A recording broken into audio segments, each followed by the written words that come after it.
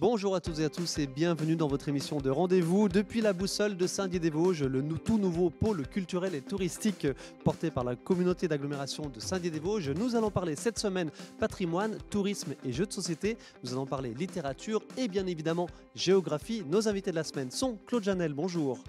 Bonjour. Vous êtes le président de l'association du Lançoir. Évidemment, le Lançoir, c'est la scierie du Lançoir au défilé de Streiture. Et vous allez nous parler dans quelques instants d'un jeu de société que vous avez réalisé avec les étudiants de l'IUT de Saint-Dié. Merci d'être avec nous dans ce studio, dans ce plateau monté ici à la boussole. Corinne Derrieux, bonjour. Bonjour. Vous êtes la fondatrice des salons littéraires animés des Trois Abbayes, la deuxième édition. La première édition, c'était en 2021. La seconde se passera les samedis 17 et dimanche 18 juin à Senones. Oui, tout à On fait. se détaille tout cela dans un instant. Et enfin, Victoria Caps, bonjour. Bonjour les deux. La directrice du FIG, évidemment, vous êtes ici chez vous aussi. Le FIG, le Festival international de géographie, qui se déroulera du 29 septembre au 1er octobre, du vendredi au dimanche. Tout à fait, bientôt 6 mois, moins de 6 mois même. Avec un thème qui est Urgence. et le pays invité. Le Chili. Allez, on se raconte tout ça dans quelques instants. Merci beaucoup. Claude Janel, jeu de société dont on va assez rapidement voir quelques images. Un jeu de société sur lequel vous travaillez depuis un petit moment déjà. Alors, il y avait eu une première mouture, une première idée. Et voilà, ça y est, là, le jeu, vous nous le présentez aujourd'hui en exclusivité, car il est en cours d'impression, il est sous presse, comme on dit. La raison d'être de ce jeu de société qui s'appelle, évidemment, Les trésors de la Déodacie. Les trésors de la Déodacie. Écoutez, nous sommes sous la salle des trésors. Et bien sûr, le jeu que vous avez sous les yeux ici met en valeur non seulement les joyaux qui sont là-haut, à savoir par exemple le graduel de Saint-Dié, qui est un manuscrit enluminé extraordinaire des années 1500, mais aussi le nom américain, qui est inventé par Saint-Dié en 1507, à la même époque. Mais bien sûr, notre jeu met en valeur aussi Jules Ferry, le camp de la Bure et tous les trésors de la Déodacie. Alors, on le voit en image et puis on va voir ce que vous nous avez apporté. Là, il est sur la table juste devant nous. C'est un jeu dans l'esprit un petit peu Trivial Pursuit, très clairement. C'est un jeu culturel et stratégique. Parce qu'évidemment, on peut choisir un petit peu son thème, parce qu'il y a plusieurs thèmes qui sont abordés. Oui, plusieurs familles. C'est tout de même un jeu avec légèreté, humour, sourire. Ouais. Mais il y a quand même une fierté d'être dans le pays de Déodacie. Alors il y a trois grandes rubriques. La première rubrique, c'est patrimoine historique. La deuxième rubrique, c'est nature et environnement, parce que quand même la Déodacie, c'est quand même ça aussi. Et puis la troisième rubrique, parce qu'un pays sans légende est condamné à mourir de froid, alors c'est contes et traditions. Comment vous l'avez élaboré, ce jeu? Racontez-nous. J'ai dit en introduction, il a été fait avec les étudiants de l'IUT de Saint-Dié-des-Vosges. Pourquoi les étudiants de l'IUT de Saint-Dié-des-Vosges et comment surtout? Eh bien, tout simplement parce qu'au mois de septembre, le responsable de la formation tourisme de montagne en licence a pris contact avec moi-même pour savoir si on pouvait proposer un projet tutoré aux étudiants de licence. Donc, ça a été pour eux un travail alors? C'était, oui. Je ne sais pas si on peut appeler ça un travail. C'était une œuvre, parce que travail, c'est plutôt un instrument de torture, alors que l'œuvre, il y a la joie de la création. Et on a donc commencé en octobre, et voilà le résultat. Et ils ont travaillé d'arrache-pied, d'ailleurs le Lançoir aussi, nous avons mouillé la chemise, mais le résultat est magnifique.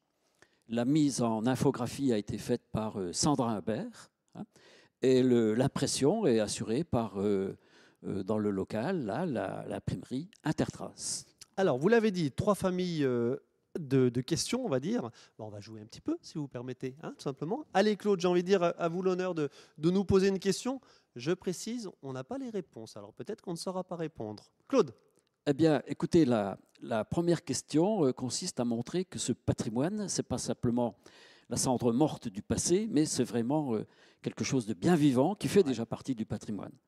Et en particulier, il y a à Saint-Dié une résidence Jules Ferry, qui a été construite, alors structure bois et isolation paille. Elle est totalement en autonomie énergétique. Quel est l'architecte qui l'a créé? Je connais le gestionnaire, mais l'architecte. Qui a reçu une récompense à Glasgow pour la COP 26. Victoria Caps a la réponse a priori. Je peux, mais alors ça tombe, Antoine Pagnot.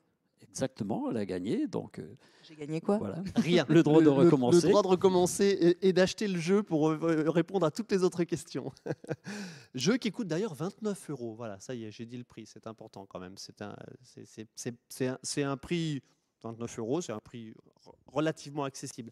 Allez, merci beaucoup Claude, et puis bravo Victoria, vous aurez le droit de revenir jouer à la prochaine émission. Moi aussi je vais poser une question si vous voulez bien. Question facile. À tous les trois. Comment s'appelle le lutin facteur vosgien qui fait s'envoler en tourbillon les andins de foin et dévalise le chocolat dans les placards? Je vérifie quand même, oui, forcément. Corinne Derieux. Les sauterelles. Évidemment, le lutin, c'est le sauterelle. Bravo. Allez, autre question. Alors, patrimoine naturel. La chute d'eau la plus connue des Vosges est la grande cascade de Tendon. Quelle est la hauteur de cette splendide cascade? J'avoue. Je crois que c'est 42 mètres. 42 mètres. Pas très loin. 36. Non. Claude? Moi, je ne dis rien. Allez, si, vous avez le droit de jouer. 128 mètres. Non, là, on ne vous croit pas. Non, Corinne Derieux, vous n'étiez pas très loin. 32 mètres. Pas 42, 32. Claude, vous connaissez toutes les réponses? Alors, il y a combien de questions en tout? Alors, il y a 60 cartes qui comportent chacune 3 questions. Ouais. Une question bleue, patrimoine historique. Une question orange, tradition, contes et légendes. Et puis la troisième, verte, nature et environnement. Il y a évidemment des questions par rapport à la littérature, aux auteurs vosgiens et puis par rapport à la géographie, j'imagine.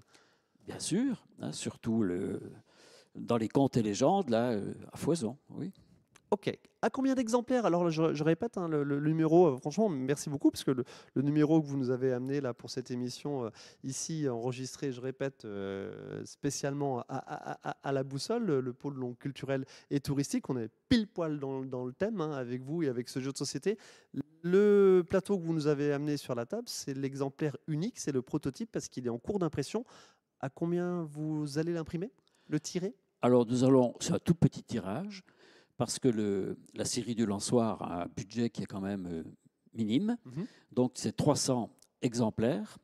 Et avec ça, on a un investissement minimum, mais un bénéfice qui sera aussi léger. Actuellement, on a déjà une commande, avant même que le tirage soit fait, d'une presque centaine d'exemplaires. Déjà un tiers des jeux qui sont vendus. Mais il faut arriver à 250 pour qu'on soit à l'équilibre. D'accord. Ok. Voilà. Donc vous ferez du bénéfice entre guillemets sur les 50 autres ventes? Exactement. D'accord, oui, donc effectivement, à 29 € le jeu, le bénéfice ne va pas être énorme, mais bien évidemment, bénéfice qui sera réintégré dans les activités de la scierie du Lançoir et de votre association.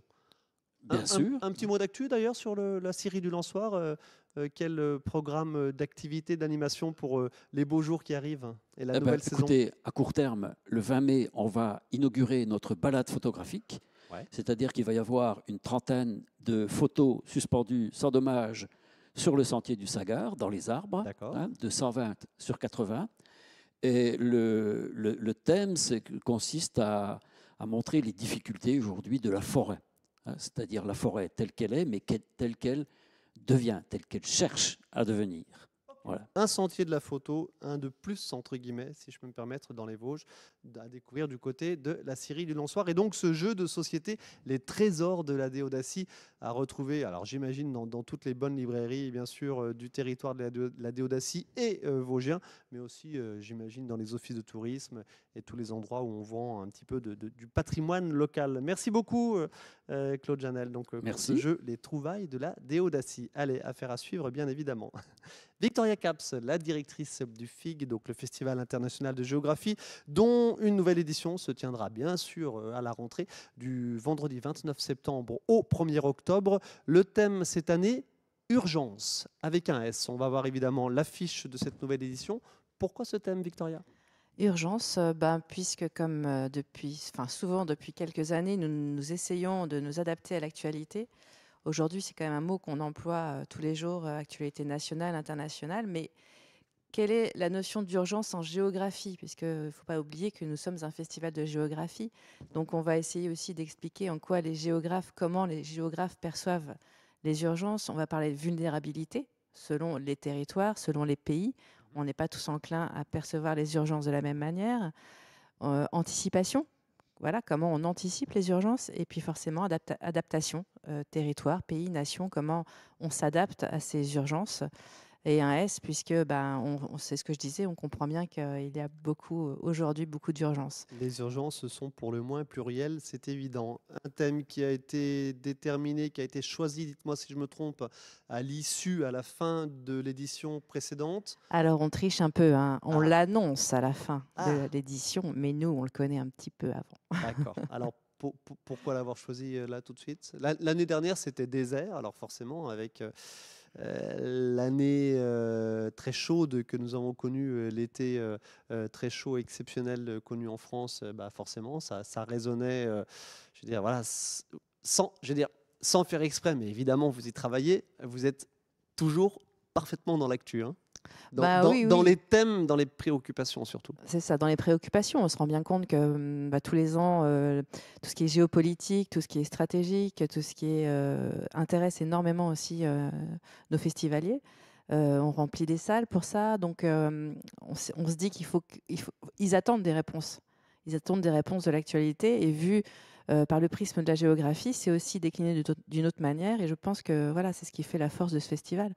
Le Festival international de géographie, c'est 150 événements, 150 rendez-vous plus ou moins conséquents, des tables rondes, des projections, des expositions, des lectures publiques, des ateliers, des animations, etc. Combien de festivaliers pour tout ça ? On est aux alentours de 35 000 personnes sur les 3 jours. Oui. Ouais. Et on va le repréciser. On voit quelques images de l'édition précédente. On va repréciser tout de suite, bien sûr, que c'est un festival qui s'adresse certes aux géographes, aux professionnels, aux chercheurs, mais aussi au grand public. Et ça, c'est une vraie singularité, hein. C'est bien ça le nom festival, puisque ce n'est pas un colloque de géographes, c'est un festival. On insiste là-dessus, la pluridisciplinarité. On parlait des géographes, mais c'est vrai qu'on tend aussi à développer notre programme avec une programmation dite plus littéraire. Donc, par exemple, on va utiliser ce thème, on va le décliner. L'urgence, alors il y aura l'urgence d'écrire, par exemple, l'urgence de vivre et peut-être l'urgence de ralentir. Voilà, tout ça, c'est des questions qui aussi passionnent, je pense, nos festivaliers. Question un petit peu difficile. À quoi ça sert tout ça ? À quoi ça sert? Est-ce que c'est quoi? L'idée, c'est de prendre le temps pendant 3 jours, de se poser, de réfléchir, d'échanger dans un cadre porteur. Je veux dire, on n'est pas tout seul à la maison, non, on est entouré de gens, on est dans des sites comme ici. Évidemment, on va en parler à la boussole dont vous allez vous servir, bien sûr, j'imagine, pour cette nouvelle édition du Festival international de la géographie. Ma question, un peu provocante, évidemment, dans le sens, c'est difficile à jauger de ce qu'apporte un tel festival. Puisque, vous l'avez dit, on n'est pas sur un festival scientifique pur et dur. Alors justement, je pense que c'est ce qui fait la force et 34e édition.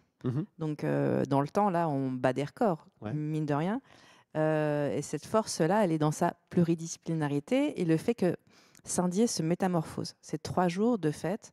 Donc on va parler conférences, on va parler sérieusement, mais on va aussi faire des expositions, on va aussi voir des spectacles, on va entendre des fanfares, on va découvrir des particularités d'autres pays. Par exemple, on a eu le Portugal l'année dernière, on a vu des groupes folkloriques, on a mangé des choses, des aliments portugais, on a bu un petit peu du Porto. Un petit peu quand même. Un petit peu, il fallait bien goûter. Heureusement. Puisqu'on fait des conférences autour aussi de tout ça, donc avec des dégustations. Voilà, donc c'est le cœur. Ces 3 jours, c'est vraiment un événement très convivial. Et je pense que c'est ce qui fait sa force, et on l'entend beaucoup de nos intervenants. C'est un accueil chaleureux et vraiment une ville en fait. Tout ça, ça passe par le salon de la géomatique. Ce sera toujours d'actualité? Oui. Bien sûr, oui. Hein. Ouais. C'est le cœur scientifique un petit peu du festival. Le salon de la géomatique, le salon de la gastronomie, le salon du livre, bien évidemment. Vous investissez complètement la ville, mais vous sortez aussi de Saint-Dié-des-Vosges. Vous allez sur le territoire de l'Aglo, sur la Déodacie. Ça, c'est important aussi, hein, évidemment. Amener le festival au plus grand nombre à l'extérieur du centre-ville. Tout à fait. C'est vraiment pour nous très important. L'année dernière, sur l'Aglo, nous avons eu plus de 65 classes concernées par l'invitation d'un géographe ou d'un auteur dans leur établissement. Donc plus de 1500 élèves touchés, ce qui est quand même très important pour le territoire et l'Aglo. On est quand même dans un territoire un peu dit rural, et donc ça amène aussi la culture et la science dans les villages autour de Saint-Dié. Un petit mot sur ce nouvel outil, j'ai envie de dire, ce nouveau jouet, si je puis m'exprimer un petit peu trivialement, voilà, la boussole de Saint-Dié-des-Vosges, donc dans lequel nous avons la chance d'enregistrer toutes les émissions de cette semaine, donc le nouveau pôle culturel et touristique, des livres bien sûr, des espaces de conférences, des espaces d'animation, cette agora qui va, j'imagine, vous permettre à tous ici sur l'Aglo de proposer des choses un peu nouvelles dans un cadre tout nouveau. Juste en face de vous, là-haut, on ne va pas le montrer à l'image, mais nous avons quoique si, nous avons un magnifique cadreur qui est installé là-haut, pourquoi pas. Nous avons le rayon géographie, donc le rayon géographie juste en face de vous, Victoria Caps. Vous allez vous en servir comment de cette boussole? Alors, ça va être la première édition, hein, donc, première édition avec la boussole. Plusieurs choses. Il y a la boussole pendant le festival et la boussole hors festival. Ça va être aussi peut-être une nouveauté. Donc, le FIG la boussole pendant le festival, ça va être évidemment... on va investir la salle de conférence, la salle Isabelle Autissier, pour des conférences assez classiques. C'est une salle supplémentaire, une salle équipée. La navigatrice qui avait d'ailleurs été présidente d'honneur ou invitée d'honneur. Elle est venue 2-3 fois au festival. La dernière fois, c'était c'était l'année climat. Voilà, donc en 2020, ça passe tellement vite. Oui, c'était il n'y a pas très longtemps. L'année Covid. Et puis ici, oui, on va profiter de cet espace pour tenter de faire des mini-conférences, qu'on appelle des mini-conférences. C'est le côté populaire, c'est-à-dire des conférences ouvertes dans lesquelles les gens peuvent s'arrêter, écouter, se rendre compte que c'est accessible, qu'ils peuvent apprendre des choses et pouvoir s'asseoir peut-être et rester tout le long d'une conférence. Nous allons travailler aussi toute l'année en équipe avec la boussole. Et là, pour le coup, la médiathèque, parce qu'il y a plus de 3000 ouvrages. Pareil, la géographie, ce n'est pas que des manuels de scolaires. Il faut aussi que les gens comprennent que les atlas, les guides touristiques, les livres des explorateurs, les films, la géographie est partout. Une carte, tout simplement, de la plus simple des cartes à la plus complexe. Voilà. Donc, et puis peut-être profiter aussi de ce lieu pour, tout au long de l'année, alors c'est pas tout au long de l'année, tout le temps, parce qu'il faut organiser le festival et que ça prend du temps, mais peut-être envisager un lien entre la médiathèque, la boussole et le festival pour faire d'autres rencontres tout au long de l'année. Allez, affaire à suivre évidemment. Actu à suivre lors du prochain festival, vous l'avez dit, la 34e édition du Festival international de géographie, donc du vendredi 29 septembre au dimanche 1er octobre. À très vite, Victoria Caps. Bon travail pour ces 6 mois qui vous restent. On sait 150 événements, 150 rendez-vous à organiser, à planifier. On sait que c'est un énorme travail avec énormément de... Combien d'invités, de scientifiques Alors, tout auteurs, scientifiques, tous les intervenants, plus de 300. Plus de 300 personnes à gérer. Voilà. Allez, bon courage à vous. Merci. Merci beaucoup, Victoria Caps. Et Corinne Derieux, rebonjour. Bonjour. Vous êtes donc l'organisatrice, la fondatrice d'un nouveau salon littéraire, mais ce n'est pas un salon littéraire comme les autres. Vous l'avez voulu animer, ce salon littéraire. La première édition a eu lieu donc en 2021, à l'automne 2021, c'était à Étival. La seconde édition aura lieu donc les 17 et 18 juin à Senones et vous l'avez intitulé Salon littéraire animé. Qu'est-ce que ça veut dire animé ? En fait, c'est pour répondre à un nouveau concept adapté à l'époque. Approchez bien le micro. Un nouveau concept adapté plus à tous les publics, à l'époque post-Covid, comme on l'appelle, où le côté ludique peut être mis en avant. Alors, comme pour la première édition, c'était un partage, j'essaye de faire un partage des savoirs et des émotions, parce que c'est un salon qui concentre des personnes passionnés de toute la région qui peuvent montrer par leurs univers que le livre, par l'écriture, la lecture peut être ludique, salvateur, thérapeutique. Mais, et l'idée, c'est de favoriser vraiment l'échange entre les auteurs qui seront présents, on va en parler, et les lecteurs. Faire quelque chose d'un petit peu innovant à ce sujet. Tout à fait. Je limite à 30 écrivains le salon pour qu'il reste un côté convivial. Ce salon met aussi en avant les métiers d'écrivain, d'auteur. C'est pour cela que le parrain est Gilles Laporte. Il a accepté, il est taonné. Il est aussi édité et en national, journal national, et il est présent dans ce cadre-là. Place aussi faite aux femmes par une certaine parité, puisque la marraine est ancienne professeure des écoles et elle a beaucoup voyagé et sera présente aussi. C'est elle aussi qui est dans le jury. Nous sommes allés, par exemple, le mois dernier à l'école Montessori de Senones, où les enfants ont créé des textes. Alors, toutes les écoles participent et le jour du salon, ce sont des artistes qui, bénévolement, fabriquent des trophées.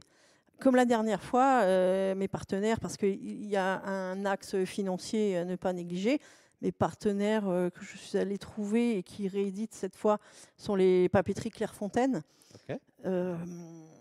Pour le premier salon, ils avaient, on va dire, gâté les auteurs parce qu'il y a un noyau qui fait partie d'amitié que j'ai avec des auteurs de toute la région. Et comme je ne savais pas quel allait être le retour en termes aussi de vente, parce que c'est un double échange. Hein, forcément. Voilà. Il faut qu'il y ait un petit peu de vente pour assurer la pérennité de ce genre d'événement. Tout à fait. Donc on entre dans une dynamique de partage et de montrer ce qu'est le patrimoine immatériel. Donc à Senones, ce sera le patrimoine immatériel de Senones, mais aussi plus large. Donc des personnalités sont venues rejoindre les 30 auteurs déjà présents. Il s'agit de Damien Parmentier, qui a notamment écrit son dernier livre sur les trois abbayes. Sur les trois abbayes. Bien sûr, on parle bien sûr des abbayes d'Étival, Moyenmoutier et Senones. Voilà. Et je ne suis pas seule puisque Senones, en fait, pour cette édition, me soutient aussi en termes de logistique. Et pour cette fois, j'ai constitué un petit comité, enfin un petit bureau, parce que ça prend une importance considérable quand même. Et puis, cette fois, je teste, parce que pour la 3e édition, je pense que ce sera de manière automatique, mais l'immersion de jeunes, parce que le but, c'est de transmettre les savoirs. Il y aura des jeunes qui le souhaitent, donc il y a déjà des placements de faits par rapport à des personnes aussi de Saint-Dié, parce que j'ai créé un club de lecture sur Saint-Dié qui a remporté un prix d'ailleurs. Et puis des jeunes personnes seront en immersion en table des auteurs. Okay. Toute la journée. Voilà. Donc, pas mal d'ambitions nouvelles autour de la littérature et autour on appelle ça le régionalisme. Quoi. Voilà, tout à fait. Le régionalisme, faire monter aussi les gens en compétences, qu'ils soient jeunes, moins jeunes, par des tables rondes, voilà, l'accès à la culture. Prenez bien le micro, attention. Ouais. Oui. Ok, et donc tout ça va se passer, donc on l'a dit, à Senones, bien sûr. Oui, tout à fait. Dans la cour de l'abbaye. Donc c'est un ensemble, un barnum où seront des contes, la salle des fêtes qui constituera par sa gauche les auteurs en dédicace, et ces mêmes auteurs, tout le long de la journée, vont animer. Donc, comme je l'ai dit, par des contes, mais aussi, par exemple, des jeunes illustrateurs qui ont fait l'affiche. On l'a vu tout à l'heure en antenne. Tout à fait. Et qui amènent aussi une nouvelle tendance par rapport au manga, mais aussi des jeunes autrices comme Delphine Arnoux du 54 qui proposent la fantaisie. C'est un mouvement aussi qui progresse et qui permet aussi de rêver. Voilà, donc un côté pédagogique, ludique, mais tout ça dans la bonne humeur, comme pour le premier, il y avait beaucoup d'émotions. Vous travaillez vous-même ici à Saint-Denis-des-Vosges, vous êtes animatrice adulte au centre social Lucie Aubrac. Juste votre sentiment sur ce nouvel outil. On vient de parler de littérature et des auteurs régionaux. Alors, juste à l'entrée de la boussole, là, dans notre dos, vers l'entrée de l'Office de tourisme, il y a tout un rayon. Il y a l'accueil évidemment de l'Office de tourisme, et puis il y a quelques livres à disposition qu'on peut compulser gratuitement sur les auteurs régionaux et sur les livres sur la région. Merveilleuse vitrine pour la littérature et pour les livres régionaux que cette boussole. Alors oui, tout à fait. J'ai eu l'occasion de la visiter par mon travail. Et j'ai été vraiment émerveillée par ce qu'il est proposé. On a l'impression de retrouver aussi la médiathèque André Malraux de Strasbourg, voilà, par son ampleur. Mais aussi, on a pu visiter chaque salle, parce que c'est vrai que j'ai vu que ça développait aussi le côté musical. Voilà, on en parle tout à fait par ailleurs dans l'émission Ça nous regarde cette semaine, ici enregistrée à La Boussole. Merci à tous les trois de votre participation à cette émission. Claude Janel, je reprécise les trésors de la Déodacie. Donc, il sera disponible à partir de quand ? Fin avril, début mai. Ah ben voilà, incessamment sous peu, à retrouver dans toutes les bonnes librairies, les magasins de jeux spécialisés bien évidemment, mais aussi et surtout tous les sites et offices touristiques office de tourisme. Je vais y arriver. Merci. Claude Janel, merci beaucoup. La série du Nonsard et donc les trésors de la Déodacie. Corinne Derrieux, on vous retrouve donc les 17 et 18 juin sur la seconde édition des salons littéraires animés des 3 abbayes. C'est à Senones et Victoria Caps. On se donne rendez-vous pour la 34e édition du FIG, le Festival international de géographie, du 29 septembre au 1er octobre. Merci, bonne continuation et à très vite sur le terrain. Merci à vous de votre attention. On se retrouve la semaine prochaine pour une nouvelle émission.